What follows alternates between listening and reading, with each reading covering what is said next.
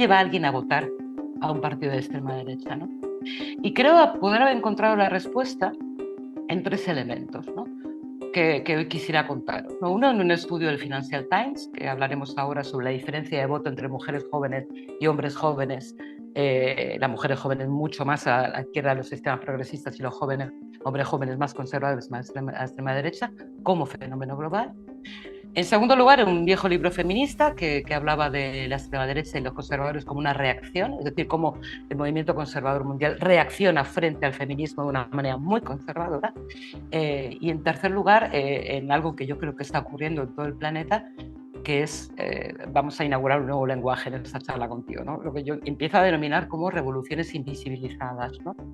Es decir, como toda la teoría decolonial, el movimiento antirracista, el feminismo y su posición que deconstruye no solo el patriarcado, deconstruye la historia y sobre todo construye el feminismo, que es lo más bonito, igualdad entre seres humanos. Son revoluciones, igual que la teoría decolonial, invisibilizadas, pero que se producen y que son masivas, son globales en todo el planeta.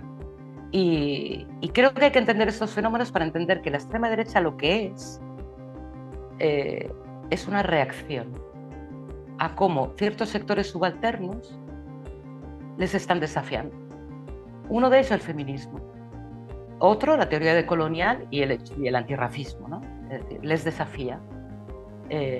Por supuesto también el cambio climático, por eso son tan negacionistas, ¿no? Y esto es un hecho, ¿eh? Eso no es una tendencia ni es algo que vaya a pasar, eso ya está pasando. Y por lo tanto su forma de reaccionar a no ser ya la medida del mundo, el hombre blanco, pater familias, único salario en casa, insisto, blanco y varón, si es posible, gran defensor de los valores occidentales, ya no es la medida del mundo. Vamos, no lo es ni de lejos, sobre todo para mujeres jóvenes en todo el planeta. Y ellos reaccionan de manera violenta en una expresión que en todo el planeta se manifiesta en forma de extrema derecha. En resumen, la extrema derecha es una reacción a cómo mujeres, gente joven y gente racializada estamos cambiando el mundo. Y pueden conseguirlo, pueden frenarnos, pero es una reacción. Y no están enfadados, no es un sujeto de ira, son profundamente conservadores, son violentamente conservadores. A las élites dominantes les encantaría echarle la culpa a los pobres por la existencia de la extrema derecha, ¿no? Al bruto de clase trabajadora, ese trabajador blanco, tonto, violento, machista, él es el culpable. No es el culpable en absoluto, ni siquiera es su base social. O sea, pero tiene que ver con que no es un tema de desigualdad económica, tiene que ver con privilegios perdidos y eso tiene mucho más que ver con la clase dominante que con la clase trabajadora, aunque por supuesto hay sectores de la clase trabajadora que lo pueden aprovechar. Todos los datos nos vienen a demostrar, y déjame que te dé dos, ¿no? Que hay una relación directa entre la agenda antifeminista de la extrema derecha y las personas que lo apoyan. Han analizado el voto a Vox en Andalucía. Andalucía está en el sur de España, ¿no? Vox es el partido de la extrema derecha. Y cómo, al encuestar a las personas que han votado a Vox, la mayor motivación para votar a Vox es la agenda antifeminista. Y lo dicen ellos, lo explican los propios votantes. Dicen, ¿por qué has votado a Vox? Por antifeminismo. Es decir, no toleran la igualdad de las mujeres o no toleran el desplazamiento del pater familias como constructor del mundo y yo qué sé, o sea, poseedor de los privilegios, lo cual no es verdad, pero da igual, se lo pueden creer, ¿no? Como una reacción violenta y le echan la culpa a las mujeres de no tener esa posición de privilegio, algo en lo que tienen toda la razón. Las feministas les hemos desplazado. Ya no son los reyes del mundo, por lo menos no los únicos. Estudios, sobre todo en Estados Unidos, pero también en el Reino Unido, que empiezan a analizar la extrema derecha y cómo está cambiando la agenda antifeminista, ¿no? Mientras que hace 10 o 15 años podemos encontrar primero una facción, de la extrema derecha más tradicionalista, es decir, que venía a decir que las mujeres tienen que quedarse en casa, cuidar a los hijos, la vieja idea conservadora, pero que no es eso lo que ahora dicen. Es decir, desde el nuevo sexismo, que lo llaman así, ¿no? Que ya en los años 90 se planteaba, ¿no? Con la idea de que podías ser mujer profesional, pero entonces serías una amargada, ¿no? O no podías cuidar a tu casa y a los hijos a la vez, ¿no? Ahora va a un nuevo sexismo que tiene varios componentes, que tiene algo que ver con lo que tú hablabas de las feministas libertarias, ¿no? Este nuevo sexismo lo que viene a decir es que ellos lo que dicen es que la igualdad ya está conseguida, por lo tanto de que nos quejamos, o que no es una prioridad, que nos estamos victimizando las feministas y estáis victimizando a las mujeres. porque no es verdad que no exista la igualdad. Quedan algunas cositas, pero ya está. Niegan la idea de que no haya igualdad entre hombres y mujeres, ¿no? Y el otro es el tema de la meritocracia. Eso sí tiene que ver con la idea libertaria de Milley, ¿no? Es decir, el Estado ni exámenes, ya no minimato, es decir, uno tiene que elaborarse su propio destino. Eso es profundamente patriarcal, porque las mujeres, como siempre, parten en desventaja. No parten, sino que a lo largo de toda su vida siempre estarán en desventaja. En un sistema puro de meritocracia, ellos siempre estarán por encima, ¿no? Y por eso utilizan la idea de la meritocracia en ese sentido. Giorgia Meloni, una agenda profundamente antifeminista, hasta el punto de que la última reunión del G8, del que Italia forma parte, lo único que ella llevó como propuesta era una ley contra el aborto. Y sin embargo, Marine Le Pen en Francia apoyó la constitucionalidad del aborto, que hoy afortunadamente es derecho constitucional de Francia, ¿no? Que fue una propuesta de Nicolas Sarkozy, que tiene que ver con la construcción de la República Francesa. En el caso de Marine Le Pen defiende que el aborto sea constitucional porque el eje argumental de la extrema derecha francesa es la islamofobia, es decir, el odio al Islam, el odio a los inmigrantes islámicos o árabes. Lo que dice Marine Le Pen es: los que defendemos a las mujeres somos nosotros, porque vosotros, la izquierda, los progresistas, queréis la multiculturalidad, es decir, entendéis que la diversidad de personas es aceptable y por lo tanto estáis a favor de que las mujeres lleven velo o que vengan a Francia, inunden Francia personas que profesan el Islam, que es una religión profundamente antifeminista, antimujer, que lo es, como la católica, como muchas. Y es terriblemente perverso, ¿no? Utilizan ese argumento, pero no, sigue teniendo nada más. Marine Le Pen es muy tradicionalista con los temas de mujer. Giorgia Meloni también. No, toda la extrema derecha del mundo tiene una agenda antifeminista, toda. Es imposible que haya un feminismo de extrema derecha per se. Es decir, ¿qué decir? No puede haber, yo qué sé, ¿cómo decirlo? No va a haber capitalismo igualitario, eso no existe. El capitalismo es desigual per se. La extrema derecha es per se racista y antimujer. O sea, es su razón de ser. No es modulable. Pueden disfrazarlo de alguna manera, pero no es modulable. Mujeres, en términos generales, desde los años 80, votan en forma, a nivel global, más progresista que los hombres, ¿no? Esto no pasaba en los 60 y en los 50, con la incorporación masiva de las mujeres al mercado global, esto ya pasaba, ¿no? Y estamos midiendo que de 18 a 28 años la diferencia es muy avisada, y las mujeres jóvenes son mucho más progresistas, son el sector más progresista de la sociedad, por cierto, y de manera global. Dejadme que insista que es de manera global. Y que decir, es en Argentina, es en Reino Unido, es en Corea del Sur, es en España, ¿no?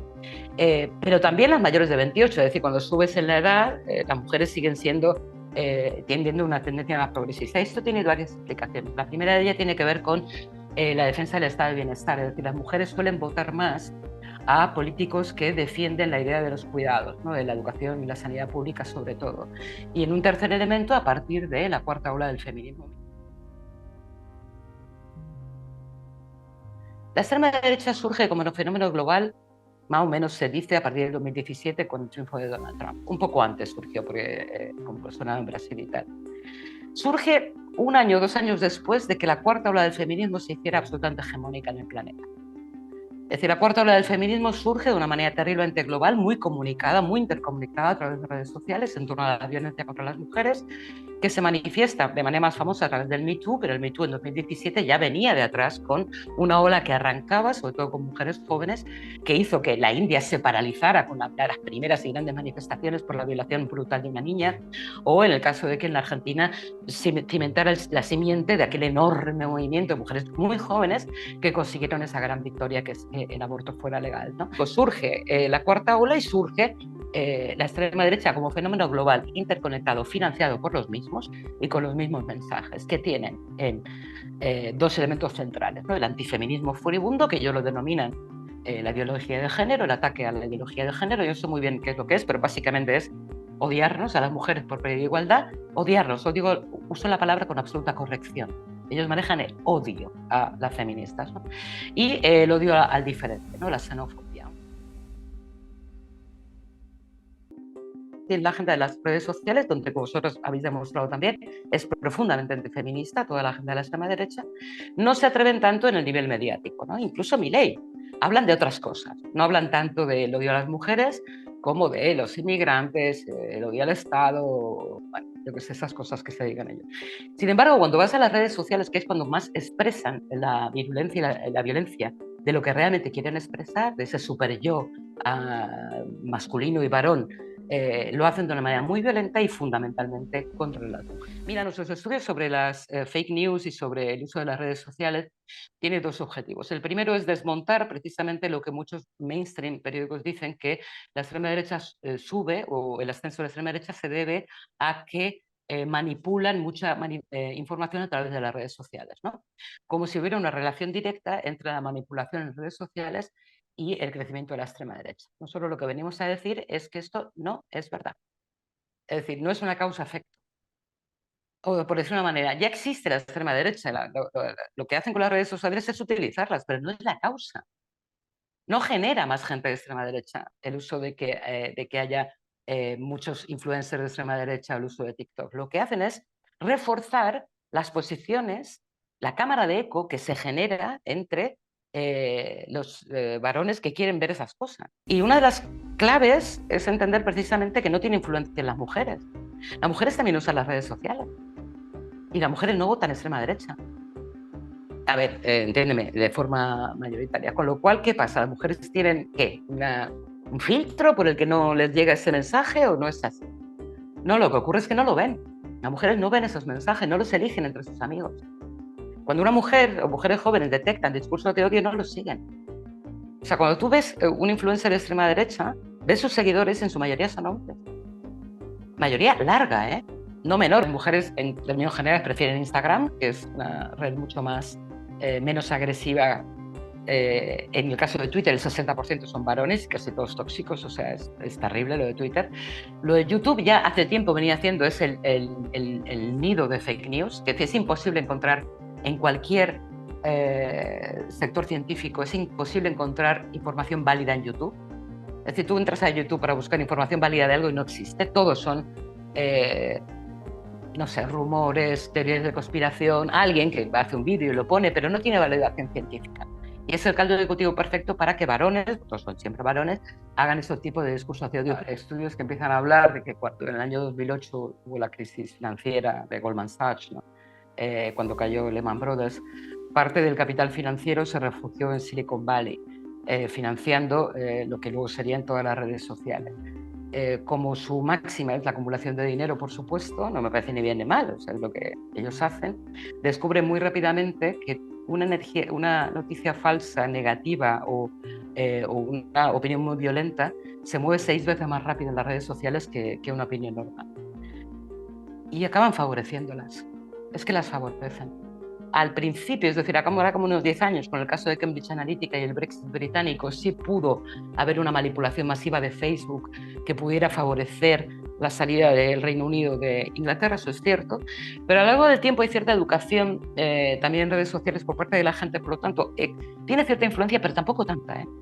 O sea, el problema no es, quiero decir, en medio no es el mensaje, por mucho que en los años 80 nos hicieran intentar entender eso. Influye, pero no es el mensaje. El problema es que existen partidos de extrema derecha, no es tanto las redes sociales. O sea, vayamos a los individuos que generan esos mensajes. Con lo cual yo, para atacar a la extrema derecha, no me fijaría tanto en las redes sociales como en los partidos políticos que defienden esas causas. Y en las personas que la defienden. ¿Y quién les financia? ¿Y quiénes son? ¿Y qué les beneficia? ¿Y qué empresas hay detrás? ¿Y qué papel juega la Iglesia Católica? Yo quiero poner una salvedad para los pobres jóvenes que votan a extrema derecha, ¿no? Tenemos también estudios que dicen que aunque voten a extrema derecha no lo son tanto. Es decir, el feminismo ha impregnado tanto que incluso ellos no son tan machistas. O sea, ellos tienen relaciones normales, consideran la igualdad de salario algo normal, es decir, son mucho más feministas que sus padres, sus abuelos. Sin embargo, tenemos otro estudio que lo que viene a demostrar es que ellos, los jóvenes sobre todo, se manifiestan de una manera más violenta cuando el entorno les exige que se comporten con esa masculinidad tóxica. Como chicos normales, que en la actitud normal se comportarían de una manera normal, no digo la palabra, pero se convierten en chicos violentos cuando sus padres, el entorno, su entrenador de fútbol, los amigotes, les fuerzan a comportarse de manera masculina y tóxica y pueden llegar a ser violentos. Una de las formas de azuzar ese entorno social de masculinidad tóxica para fomentar esa violencia son las redes sociales. que yo he detectado, incluso en ciertos sectores de la izquierda europea, que frente a la amenaza del ascenso de la extrema derecha pueden llegar a plantearse que, bueno, igual no hay que ser tan... Igual la inmigración hay que atajarla, igual las feministas han ido demasiado lejos, igual no hay que llamar genocidio a lo de Palestina, pensando que pueden disputar parte del voto hoy en ascenso en Europa a la extrema derecha. Tenemos todos los datos del mundo que demuestran que eso no es verdad. No hay traspase de voto entre voto progresista y voto de extrema derecha. Hay un aumento, hay un desplazamiento hacia la derecha de ciertos sectores de la socialdemocracia más conservadora, pero ya está. Y poco, no mucho. O sea, aumenta el campo de la extrema derecha a costa de la derecha y de los partidos conservadores, y pueden surgir partidos liberales mediáticos, menos, un poco más de centro, que puedan virar el voto, pero no hay trasvase de voto. Detecto cierta fascinación con la extrema derecha por parte de algunos de mis amigos más progresistas. Y esa fascinación a mí me da la sensación de que a veces les admiran. Y admirar a la extrema derecha me parece un gesto terriblemente perverso, que deberían hacérselo mirar. Lo primero, no ceder, ¿no? Es decir, la extrema derecha hace muchísimo ruido, absolutamente amplificado por los medios de comunicación, amplificado hasta el aburrimiento. Cada gesto que hacen está absolutamente desproporcionadamente contado por los medios de comunicación, mientras invisibilizan el movimiento feminista, el movimiento antirracista, lo que las chicas y las chicas jóvenes están haciendo. Esa reconstrucción del mundo está invisibilizada, ¿no? Y sin embargo, cada gesto que hace Donald Trump o Milei es portada de todos los periódicos. Lo que hay que hacer es no ceder, y creo que la manera de combatirles es cualquier cosa menos imitarles, ¿no? Y me parece que se tiene que hacer desde, como se está haciendo, ¿no? Desde el feminismo, desde el antirracismo y desde el sentido común. Si es que lo que plantean son teoría de la conspiración, fake news, negacionismo climático, niegan los datos. O sea, es que desde el sentido común, la ciencia, el feminismo y el antirracismo. La gente no es que te vota más o menos porque uses mejor las redes sociales. Es que eso es caer en la trampa en la que estamos cayendo. Es decir, y si la gente te puede votar más o menos, sí. Bueno, pues si trabajas bien, si haces un programa político que va acorde con los tiempos, con sus propias necesidades. Sobre todo hacer caso a las revoluciones invisibles. Esas mismas redes sociales que propagan los discursos de odio han propagado urbi et orbe la solidaridad con el pueblo palestino. De la misma manera en las mismas redes sociales, las mismas. Hagamos el esfuerzo de no seguirlos, que es algo que las feministas hacemos muy bien, y sigámonos a nosotras. Ahora, ¿qué es lo que hay que hacer? Yo insisto, yo creo que hay que radicalizar los discursos que defiendan la igualdad entre los seres humanos, un profundo antirracismo, un feminismo y la posibilidad de un futuro mejor. Y creo que esos discursos están ahí, ¿eh? Hay discursos preciosos, desafiadores, ¿no? Desde la teoría del colonial, la teoría del decrecimiento, vuelven las teorías de la necesidad de planificación ecológica de la economía para poder abordar el cambio climático. Las ideas están surgiendo, solo que están invisibilizadas por parte de esta polemización en redes sociales que les encanta el sistema. O sea, yo creo que la forma de luchar contra la extrema derecha no es confrontarnos, sino con armas diferentes y que están muchísimo más cargadas de belleza, de sentido común, de ganas de luchar con otra, de muchísimas mujeres jóvenes que son las que les están frenando y las que les van a hacer.